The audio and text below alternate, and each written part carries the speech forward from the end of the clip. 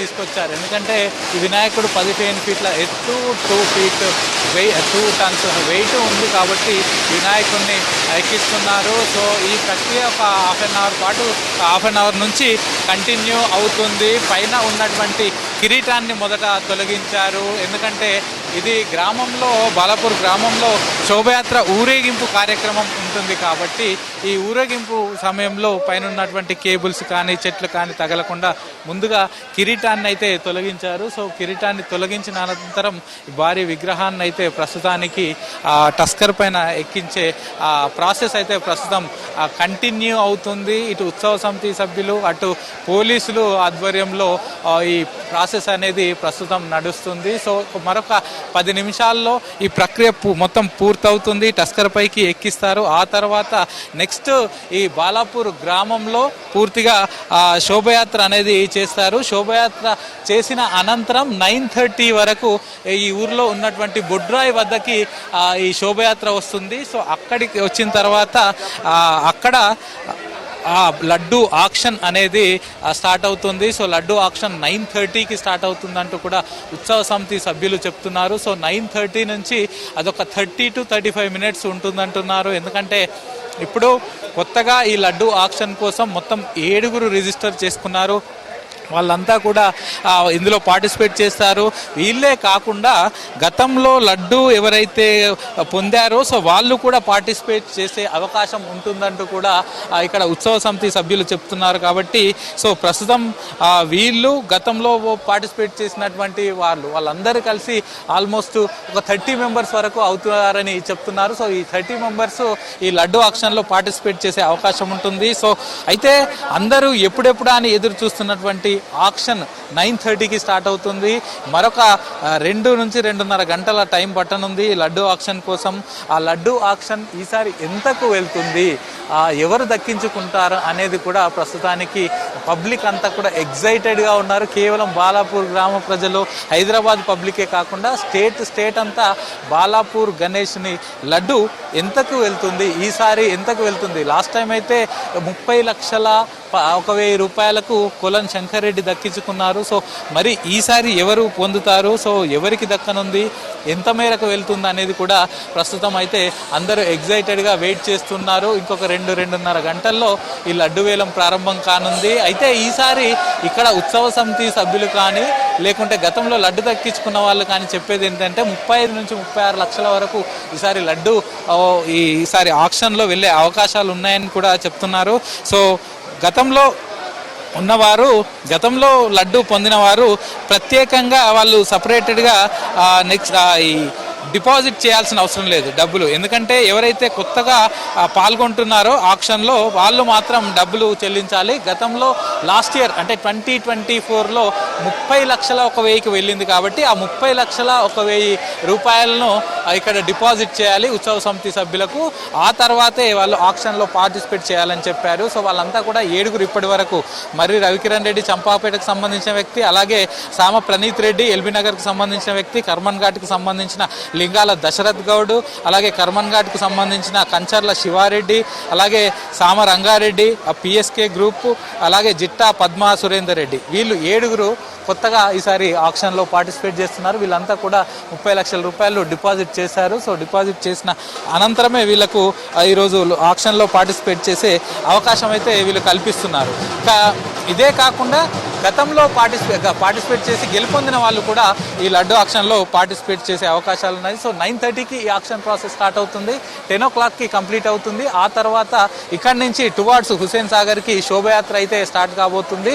ఈ శోభయాత్ర ఇక్కడ నుండి హుసేన్ సాగర్ వరకు ఆల్మోస్ట్ 18 కిలోమీటర్స్ ఉంటుంది. ఈ శోభయాత్రకు సంబంధించి రూట్ ఇన్స్పెక్షన్ ఇప్పటికే జిహెచ్ఎంసీ అధికారులు కానీ, రాచకొండ పోలీసులు, హైదరాబాద్ పోలీసులు, R&B అధికారులు, అలాగే ఇటు ఎలక్ట్రిసిటీ, వాటర్ బోర్డు, HMDA అధికారులంతా కూడా రూట్ ఇన్స్పెక్షన్ చేశారు. అన్ని ఏర్పాట్లు కూడా చేశామని చెప్తున్నారు. ఎందుకంటే ఖైరతాబాద్ వినాయకుని నిమజ్జనం తర్వాత బాలాపూర్ వినాయకుడే అత్యంత ప్రతిష్టాత్మకంగా ఉంటుంది. సో కాబట్టి మొదటగా ఖైరతాబాద్ వినాయకుని నిమజ్జనం జరుగుతుంది. ఆ తర్వాత బాలాపూర్ వినాయకుని నిమజ్జనము తొందరగా కంప్లీట్ చేస్తే మిగతా వినాయకులు హుసేన్ సాగర్ చుట్టూ వచ్చే వినాయకులు ట్యాంక్ బండ్, హుసేన్ సాగర్, ఎన్టీఆర్ మార్గుకు వచ్చే విగ్రహాల నిమజ్జనం ప్రాసెస్ కూడా తొందరగా కంప్లీట్ చేయొచ్చు అంటూ కూడా అధికారులు కానీ పోలీసులు కానీ చూస్తున్నారు. సో ఈ రెండు ప్రధాన వినాయక విగ్రహాలను నిమజ్జనం చేసేందుకు అధికారులు అయితే స్పీడప్ చేస్తున్నారు works. Early in the morning అటు ఖైరతాబాద్ గణేష్ వర్క్స్ కానీ అటు టస్కర్లో పెట్టడానికి ఇక్కడ ప్రస్తుతం మనం చూస్తున్నాము. ఇక్కడ కూడా భారీ క్రేన్తో బాలాపూర్ వినాయకుని కూడా టస్కర్లో పెడుతున్నారు. సో ఇక్కడ ఏంటంటే ఈ ఊర్లో శోభయాత్ర ఉంటుంది. అదొక 2 hours పాటు ఉంటుంది. ఆ శోభయాత్ర అనంతరమే లడ్డు ఆక్షన్ ఉంటుంది. దెన్ ఆఫ్టర్ టువర్డ్స్ హుసేన్ సాగర్కి మరి శోభయాత్ర స్టార్ట్ అవుతుంది. సో ప్రస్తుతం అయితే ఇక్కడ లోకల్గా ఊర్లో తిప్పడానికి ఊర్లో శోభయాత్ర కోసం ఒక డీసీఎం రెడీ చేశారు. ఈ డీసీఎంలో ప్రస్తుతం ఎక్కిస్తున్నారు, మనం చూస్తున్నాం కదా. ఈ డీసీఎంలో సెట్ చేసిన తర్వాత ఇది కేవలం ఈ ఊర్లో తిప్పడానికి మాత్రమే, ఊర్లో శోభయాత్రకు మాత్రమే ఈ డీసీఎం వాడతారు.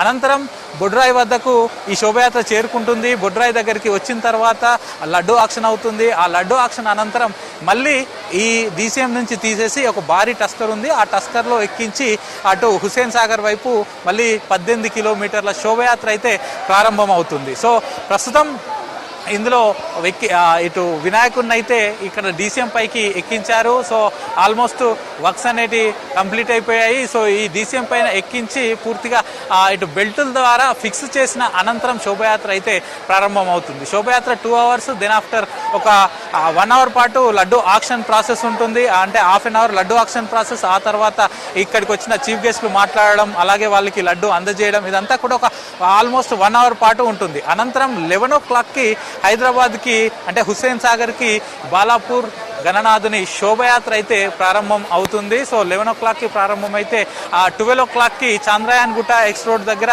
హైదరాబాద్ కమిషనరేట్ పరిధి ప్రారంభం అవుతుంది. ఈ ప్రస్తుతం ఉంది ఇదంతా బాలాపూర్ అంతా కూడా రాచకొండ పరిధి. సో ఇక్కడ నుంచి 1.8 kilometers టువర్డ్స్ చాంద్రయాన్ గుట్టకు వెళ్ళిన తర్వాత అక్కడ హైదరాబాద్ కమిషనరేట్ సంబంధించిన పోలీసులు టేక్ ఓవర్ చేస్తారు ఈ శోభయాత్రని.